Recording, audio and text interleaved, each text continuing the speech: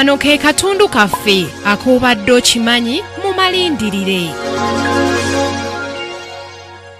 Oluvanyuma nga bazadde ba Park Guen bamaze okuttibwa olw'ebyobufuzi ebyali bitaamye mu ggwanga lya South Korea, Park Guen olw'omutima gw'eggwanga gwe yalina yayagala okukyusa embeera bannansi gye baalimu n'okuzzaawo enkola ya demokrasiya mu byobufuzi bya South Korea. Wano yayingira ekibiina ky'ebyobufuzi ekya Grand National Party era n'alondebwa ng'omukyala akiikirira ekibiina kino mu disitulikiti ya Delslongdeg mu 1998 mpaka mu mwaka gwa 2012. Olw'ettutumu lye yali afunye mu mwaka gwa 2006 yakuzibwa okudda ku ddaala lya ssentebe w'ekibiina kino ekya Grand National Party. Ng'enjogera bw'eri nti ennungi tezikya bbiri nga kampeyini ziyinda mu mwezi gwa Maayi, omutujju Ji Chung-ho yasoberera nnakyala Park Guen n'akambe n'amusala olubale ku ttama olwatungibwa wuzi 6. Kino nno tekyamuyigula ttama, yagendera ddala mu maaso n'okukola emirimu gy'ekibiina ng'era obuwagizi bw'ekibiina kya Grand National Party